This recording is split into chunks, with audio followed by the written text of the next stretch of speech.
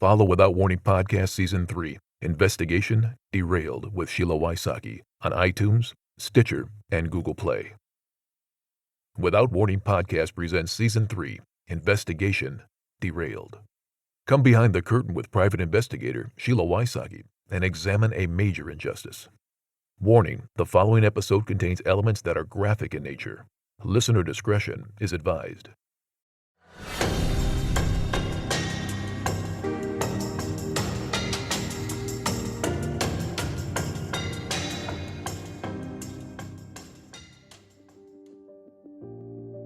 You heard the words confused and confusing a lot last week.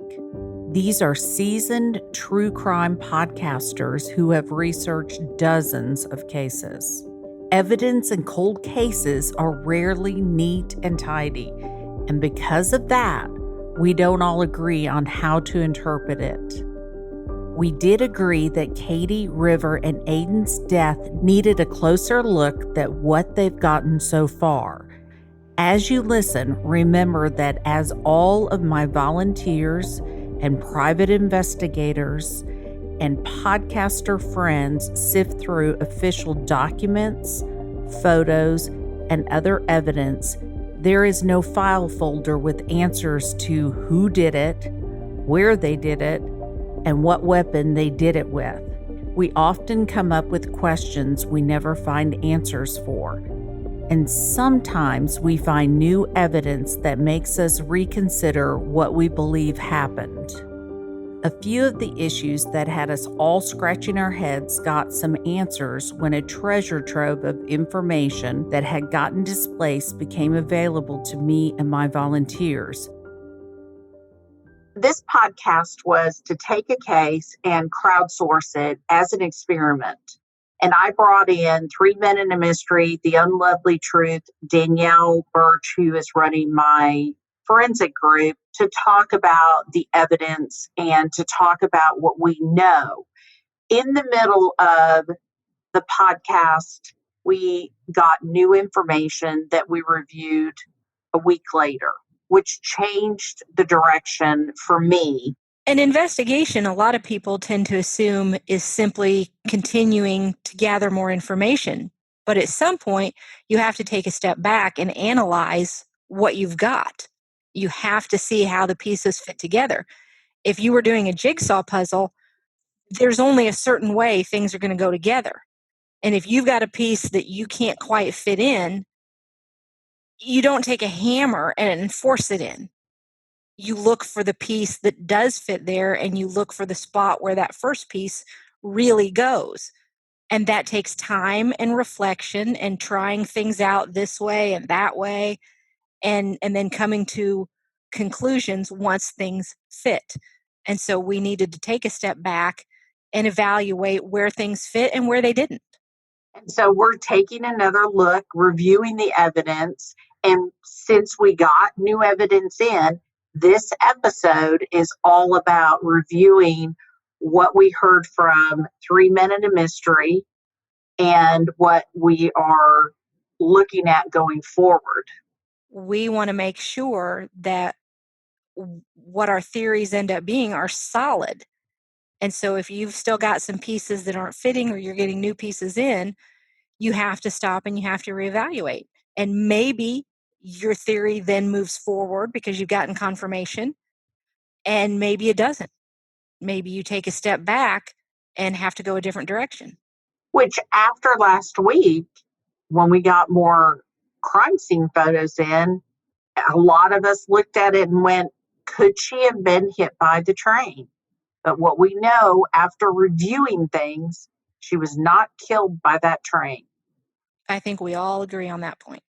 Have we identified which train has actually hit her? Because there is a difference between the freight trains and the Amtraks. But one thing that's kind of consistent is most of them have what most people refer to as a cow catcher mechanism on the front of them. It is essentially like a blade, like the blade of a shovel that is low to the front of the train, and it's made to clear objects from the track.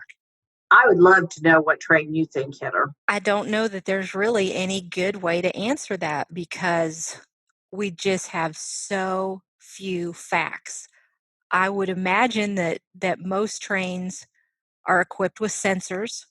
I would think that that's a safety requirement, and yet nobody looked for any kind of data, any kind of reports that, hey, we had a sensor go off at this time on this date.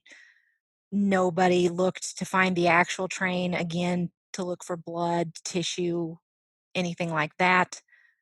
Measurements were not taken because, science just is what it is. Physics is what it is. If you can say a woman of this weight and a train of this weight traveling at this speed, it reminds me of those junior high math questions that we all hated. Train A leaves the station at this time. They give you those problems for a reason, because it shows you that you can use math to figure these things out. And so at the very least, investigators should have gathered that data so that if there was ever a question, they could see, look, we can show you with physics how this happened, or we can show you that your theory didn't happen. Why wasn't the data gathered? So, several points to that. First of all, in the January 2020 meeting with Dwayne Lewis, the sheriff right now, 𝐂𝐍𝐿, I don't know if he's Detective 𝐂𝐍𝐿 or just police officer 𝐂𝐍𝐿. I don't know his standing. They told Vicki that the train was in a scrapyard. If it's there, then go look at it, because, the years have probably obliterated physical evidence, but you can still take measurements. You can still see, is there a cow catcher on it? I mean, it could have been removed, but you can at least make the effort. So 12 years later, you're sitting in a meeting after 48 hours ran, and you tell the mother, oh, that train is in a scrapyard. Why did you not know that 10 years earlier, 5 years earlier, or even when it happened? And why did you not track it down then? 𝐂𝐍𝐿 was part of the initial investigation. So he was one of the police officers, detective, whatever his standing was then, who actually was one of the quote unquote investigators. Well, that brings up a new question to my mind. So either you knew during the original investigation and you didn't tell anybody, or if you know this years later, it's because you've looked into it. Well, you wouldn't look into it if you didn't think it was important. None of this seems logical to me. I like investigations to proceed in a logical manner, because there are some questions that are just common to all investigations. You should always ask, things that should always be looked into. And then, even though not a lot of investigations, I would think, involve trains, when they do, you look for the train. Correct about not a lot of investigations or situations surround a train. I have been talking to people that do reenactment, and I always do the conflict of interest. Do you have a conflict of interest? And anytime I've said so far, train, pregnant, train accident, pregnant woman, they're like, you don't even have to go any further. We've never had that. Wow. So Just from that standpoint, you think, again, that they would have wanted to gather incredible amounts of data when they could, because if this is that rare, you're going to want to take any opportunity you can to learn from it. John brought up the cow catcher. Because John brought that up, we're looking into it through the investigative lens and see if that is possible or it has something to do with Katie's death. But we're taking it very seriously that he believes that had something to do with her death. Teddy Roosevelt was renowned for his love of the outdoors, but few people know that one risky excursion almost cost him his life. Against the Odds is a podcast from Wondery about the unsinkable human spirit and our ability to fight back and triumph against all odds. Each season shares thrilling true stories of survival, putting you in the shoes of the heroes who live to tell the tale. The newest season, Uncharted, Teddy Roosevelt's Amazon Expedition, tells the tale of Teddy Roosevelt's expedition to map an unexplored river in one of the most dangerous parts of the Amazon basin. After leaving the Oval Office in his 50s, the restless president was ready for new adventures. From the Spanish-American War Service to big game hunts, Roosevelt was no stranger to death-defying endeavors, but he was woefully unprepared for the unique dangers and brutality of the jungle. His fateful journey was met with starvation, crippling disease, even murder, and you'll never believe how he got out alive. Follow Against the Odds wherever you get your podcasts. You can listen ad-free on the Amazon Music or Wondery app. I've always wondered if you want to commit suicide by train, why make it as hard on yourself as it was for Katie, walking so far while you're pregnant, it's cold, you don't have your glasses on, it's night, you're allegedly carrying your toddler. That seems odd to me. If someone else is involved, you kind of have the same issues. Obviously, they want to get out of sight of third parties. Did they have to go that far to be out of sight? Because if you're carrying someone who is either already dead or they're incapacitated somehow, that's a long way to carry them all by yourself. Maybe you're not all by yourself. Femoral artery was severed, and the femur was crushed and broken. How do you think that happened? Well, I guess that's what we're doing here. But like that does seem like a train type injury, the crushing of the femur, right? Or a car or something. I mean, it doesn't seem like an incision, that part. The biggest problem with this case is you have the appearance of, if we're calling it a crime scene, you have the appearance of the crime scene, but you actually don't, because the largest object that's part of this story is unidentified, seems like there's been no forensics performed on. And even if we just simply knew specifically what train it was, we would be able to get someone like Gray who can simulate physics and see if this is reasonable that she was thrown in that way. But effectively, it's almost like we're looking at the dump site and we're not looking at the whole crime scene because we're missing the train. Yeah, it seems like they would have easily been able to track down the train and find where the impact was. Did they ever even do that? That's the question. We have the appearance of a crime scene, but we actually don't have a crime scene because we don't have, which train it was, the reenactment. And the police, here's the thing, Lori, the police may have this information, but why would you not tell Vicki, this is the train, it was an Amtrak train or a CSX train going north or south? So we've heard it was southbound and we've heard it's northbound, that they've changed their minds. Why would you change your mind? Well, hopefully, if you've changed your mind, it's because you were presented with evidence that's more convincing of a different perspective. That is the best reason to ever change your mind. Sometimes people change their minds because, again, that confirmation bias. They have, put all their eggs in one basket, and then something comes along and doesn't fit. And so they have to change their mind on how they see that piece of new information rather than trying to reevaluate their opinion. In this case, I have changed my mind about location, where it originally happened, and the secondary location of the train. I do not think the train killed Katie. Oh, I agree 100%.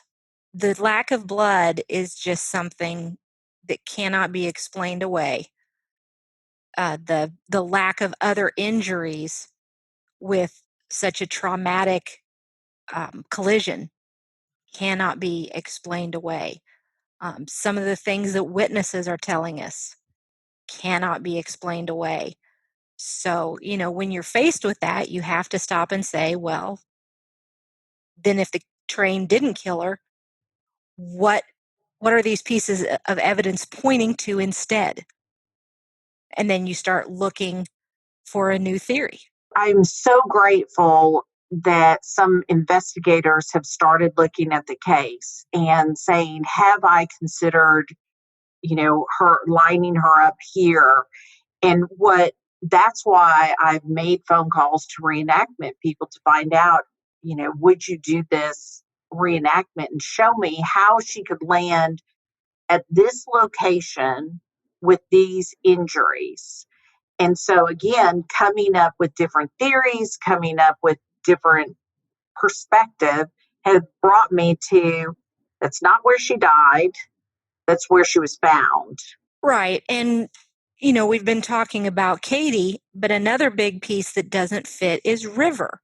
It's very hard for me to conceive after you see the pictures of the site that she could have been thrown from her mother's arms, the distance that she was, and have virtually no injuries on her. There's a tree line between where supposedly Katie was hit and where River was found. And if it's a thick tree line. And if she traveled through the air that entire way, you would expect at some point that she would have some scratches from tree limbs. She would have some debris that caught in her hair. And you don't see any of that. So how does that fit with the theory? You have to say, well, it doesn't appear to. And so let's look at other theories. Well, and that theory of her being ejected from Katie came from Rick Alec. And he does have an interest in that theory being correct because it confirms some of his other theories. But that's not how you answer these types of questions. You don't use one theory to prove another theory.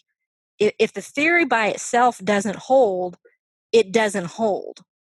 So then you can't use it to go propping up other explanations. And if that's your theory and science doesn't lie, show the mom how it happened. Oh, exactly. Again, I didn't see any documentation measuring where she was found, and I'm speaking of River, versus where Katie was found versus where they thought the impact was. I saw nothing about like a trajectory, a path that they think she would have taken. They don't show how she ended up in the position she was in. They don't explain why she is in different clothing. There's just a lot of questions that should be easy to answer if your theory's correct. So why would you be afraid to gather that data? And why would you keep it from the mother if it would put all her questions to bed? Oh, exactly, because it seems to me that the prevailing mood is the mother's hysterical, she can't accept reality, she doesn't understand, whatever. Then if you have the answers, if you show them to her, then not only are you going to give her peace like a caring human being would want to do, but you're also going to be able to say, we don't really need to look at things any further because we've shown you exactly how this happened. And they've not done that. Ed, to my knowledge, this is what we believed happened. There's a few gaps in the information we were able to collect, but not enough that makes us disbelieve this. They just want her to take them at their word. But they're not Reconstructionists. They're not physics professors. They're not someone with the expertise to be able to just eyeball something and declare what they've declared. And if they brought in experts, they need to show the mom how it happened, because they can say, oh, well, we brought in, let's say, Billy Bob, somebody who did a reconstruction and we've done our job. No, you haven't. You need to explain to the mom how her daughter died. And the other thing is, you have this case open but not active. Your words that you use, open but not active. Well, and I've heard in other cases where authorities, and sometimes I'm sure rightfully so, argue that there are budgetary constraints and experts are expensive.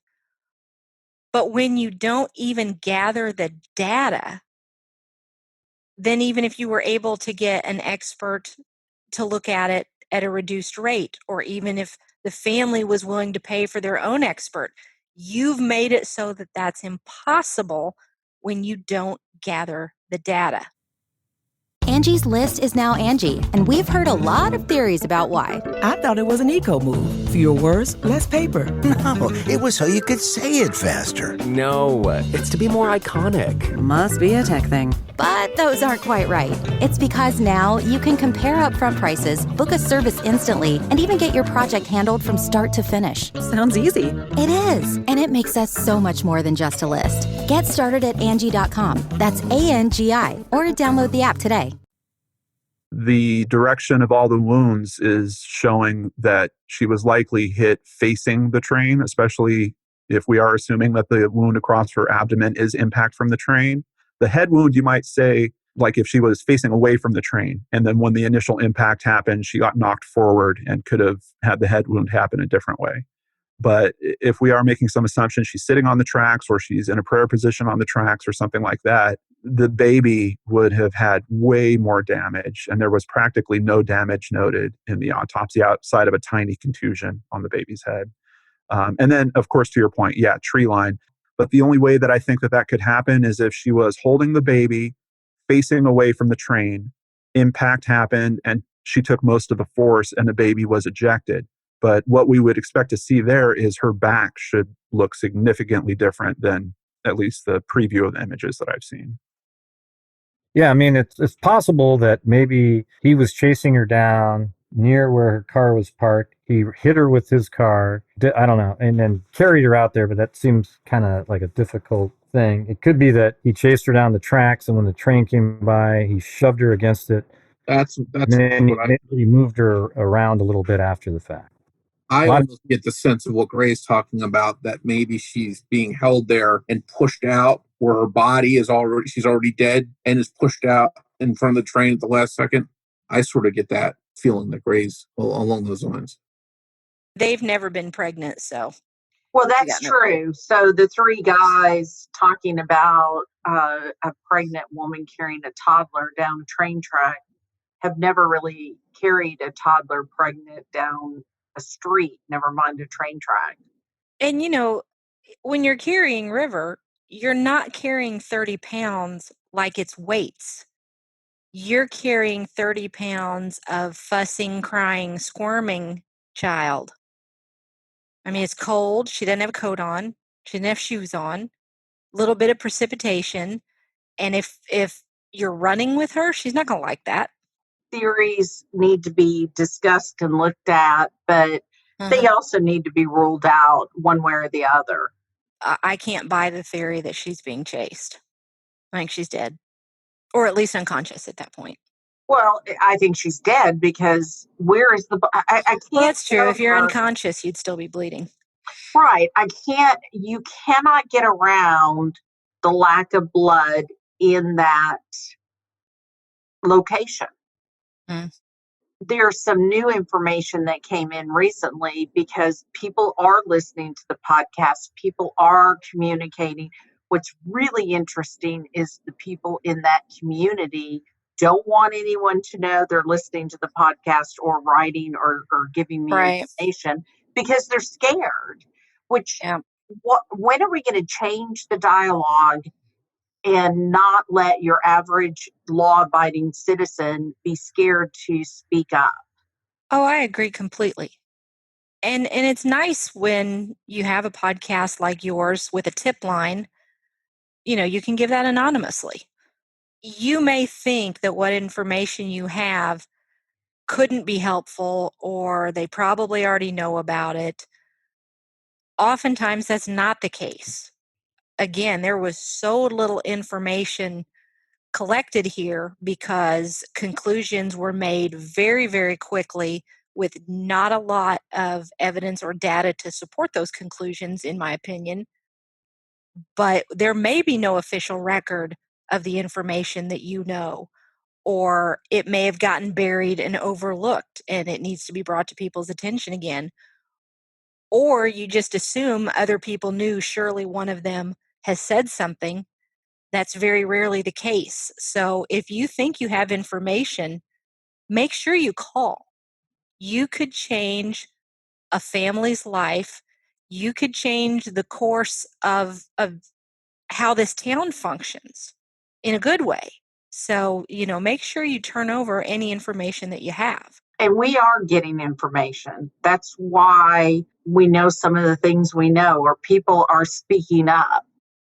The place where the car's parked, it's interesting. The baby being found in the water doesn't seem to match.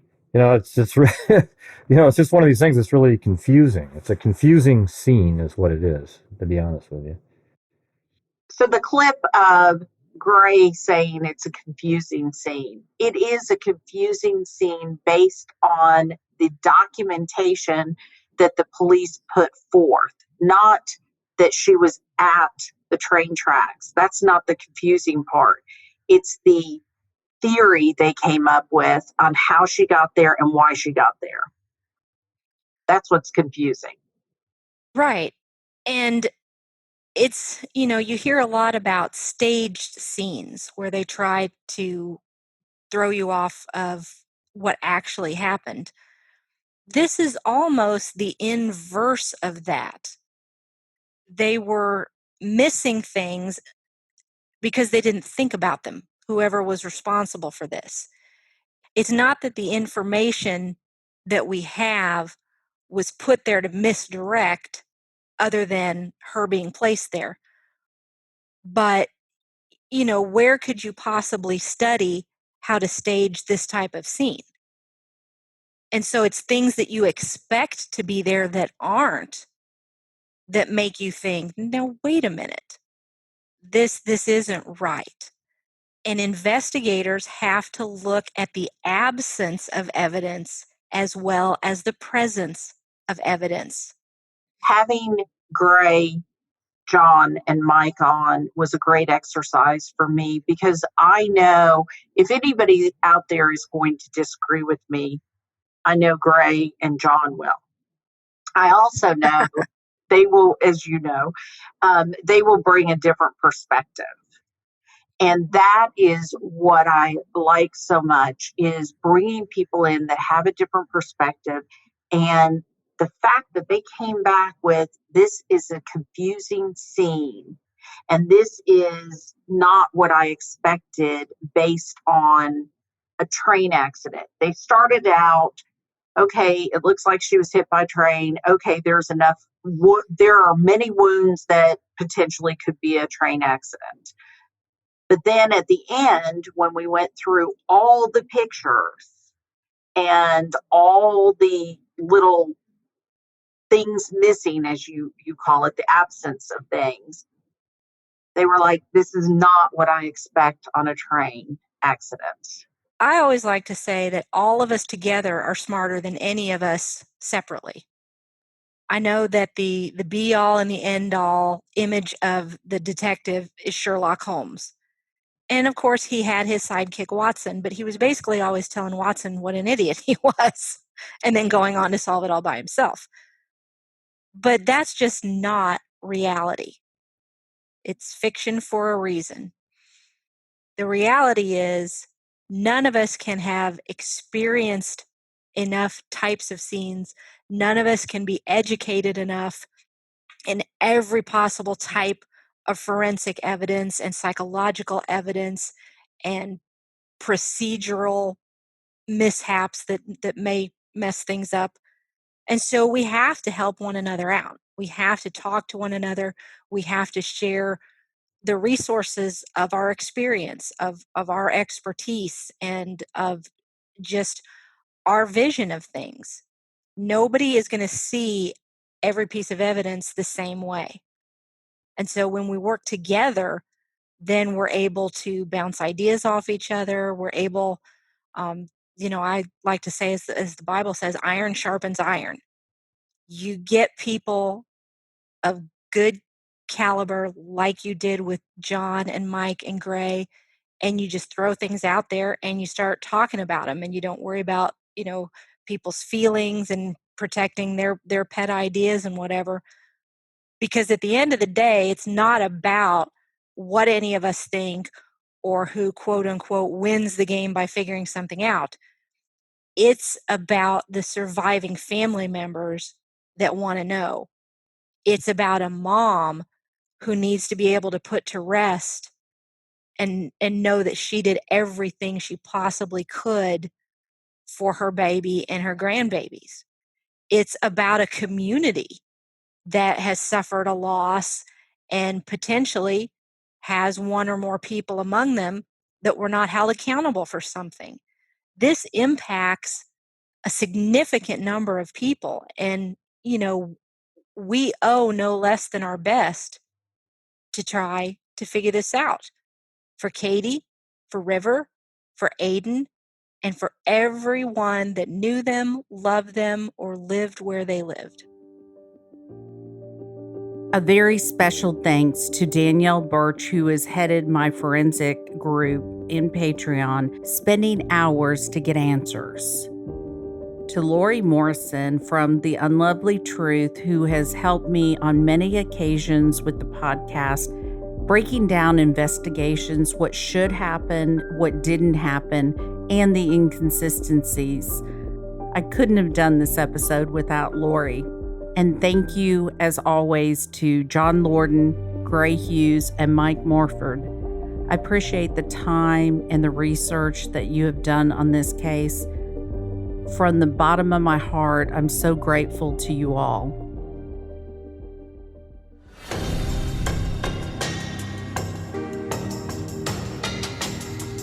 If you have any information you want to share on the podcast regarding the deaths of Katie, River, or Aiden, email tips@SheilaWysocki.com or call 1-888-599-0008.